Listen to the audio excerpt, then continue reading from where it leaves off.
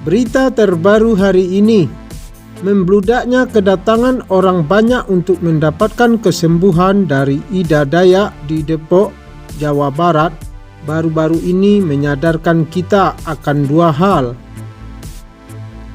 Pertama, sebagian masyarakat masih mengalami kesulitan mendapatkan pelayanan kesehatan dari pemerintah.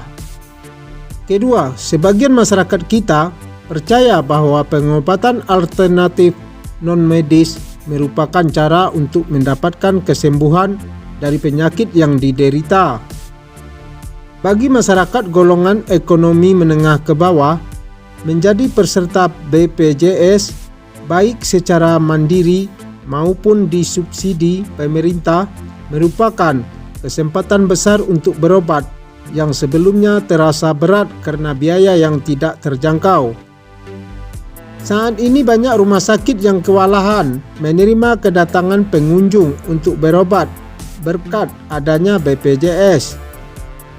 Sebaliknya, mereka yang tidak menjadi peserta BPJS karena pilihan sendiri atau tidak termasuk dalam kelompok masyarakat yang memenuhi kriteria untuk mendapatkan subsidi iuran harus mencari upaya lain untuk berobat. Mereka inilah yang mengharapkan layanan yang murah dan mujarab dari orang-orang pandai seperti Ida Dayak. Bagi mereka, berobat ke orang pandai bukan ke rumah sakit atau ke dokter adalah solusi satu-satunya yang terlihat. Mereka tidak ke rumah sakit karena enggan mengikuti prosedur pengobatan medis dengan berbagai tes kesehatan atau memakan waktu yang lama dan biaya transportasi yang tidak sedikit. Ida Dayak menjanjikan pengobatan yang instan dan tidak bertarif, maka orang berduyun-duyun berdatangan sampai akhirnya di-stop oleh pihak penyelenggara. Mereka yang datang berobat ke orang pandai seperti Ida Dayak, Ponari, Ningsih Tinampi, umumnya berharap mendapatkan kesembuhan dari penyakit yang dideritanya. Apakah itu stroke, patah tulang, kesleo, salah urat, bahkan bisu dan tuli. Mereka tidak terusik dengan metode penyembuhan yang sama untuk berbagai macam penyakit dengan menggunakan jampi, minyak gosok, air kembang, batu, dan lain-lain. Atau dengan memindahkan penyakit dari seseorang ke hewan tertentu seperti kambing, seperti yang pernah diliput media televisi sekian puluh tahun yang lalu. Cukup disayangkan bahwa metode pengobatan alternatif seperti itu masih dilakukan oleh sebagian masyarakat. Pengobatan alternatif seperti itu masih dilakukan oleh sebagian masyarakat Indonesia saat ini.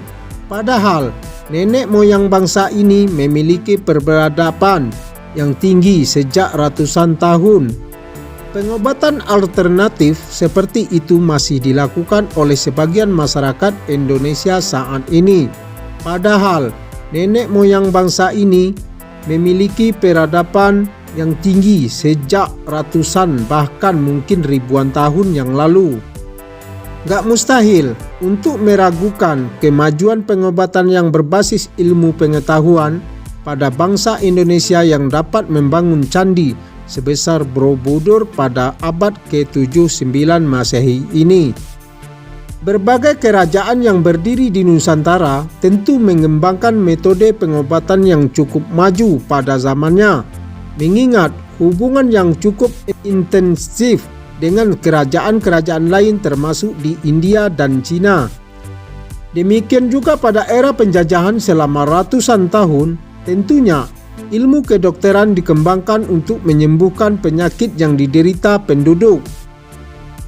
Pengobatan tradisional yang diturunkan dari generasi ke generasi oleh bangsa sendiri juga tentunya memberikan sumbangan yang berarti pada kemajuan peradaban suku-suku bangsa di Nusantara ini. Maka pengobatan tradisional yang diwariskan nenek moyang juga pengobatan alternatif seperti yang dilakukan Ida Dayak dan lain-lain dapat menjadi pelengkap terhadap pengobatan medis berbasis ilmu pengetahuan kedokteran. Namun, untuk itu perlu ada perhatian dan pemantauan dari otoritas kesehatan di pusat dan daerah terhadap pengobatan tradisional dan pengobatan alternatif. Jangan sampai penderita seseorang yang sakit bertambah parah karena metode penanganan yang keliru.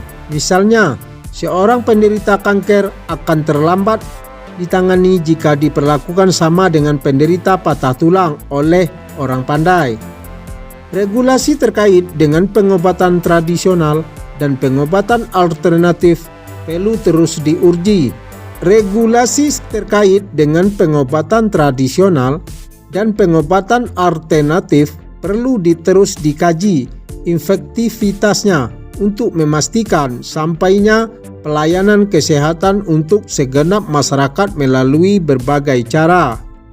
Untuk menjadi bangsa yang sehat, pemahaman terhadap anatomi tubuh manusia perlu disebarluaskan. Misal, masih banyak orang yang percaya bahwa suatu penyakit disebabkan oleh sesuatu yang mistis, bukan oleh sebab-sebab yang dapat dinalar, dilihat, diuji, dan dibuktikan di laboratorium.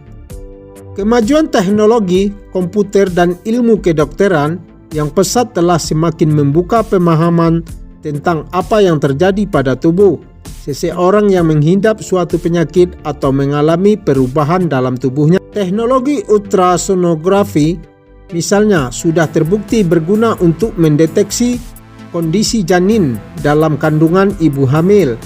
Jenis kelamin jenis pun dapat dengan mudah diketahui jauh sebelum dilahirkan.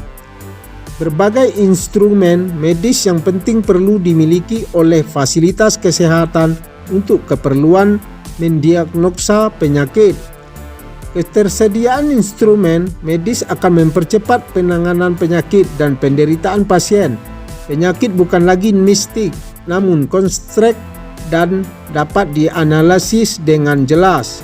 Kementerian Kesehatan merencanakan untuk melengkapi setiap puskesmas dengan alat USG. Upaya ini perlu dilanjutkan dengan pengadaan instrumen lain yang lebih canggih juga pada fasilitas kesehatan tingkat lanjut. Keterbatasan peralatan diagnosis kedokteran di suatu rumah sakit dapat menyebabkan waktu pengobatan yang lama yang dapat membuat parah penderitaan banyak pasien. Pemerintah perlu bertindak cepat dan tepat untuk mengelola pelayanan kesehatan bagi ratusan juta warga. Saat ini DPR dan pemerintah sedang memusatkan perhatiannya pada pembahasan rancangan undang-undang kesehatan. Adanya regulasi yang lengkap, terpadu dan mutakhir memang perlu. Namun jangan sampai hal-hal teknis di depan mata menjadi terabaikan. Konsepnya melengkapi fasilitas pelayanan kesehatan dengan peralatan medis yang penting perlu disegerakan. Dengan demikian, warga akan mendatangi puskesmas dan rumah sakit yang memastikan bahwa proses pengobatan berlangsung dengan cepat, efektif, dan terjangkau.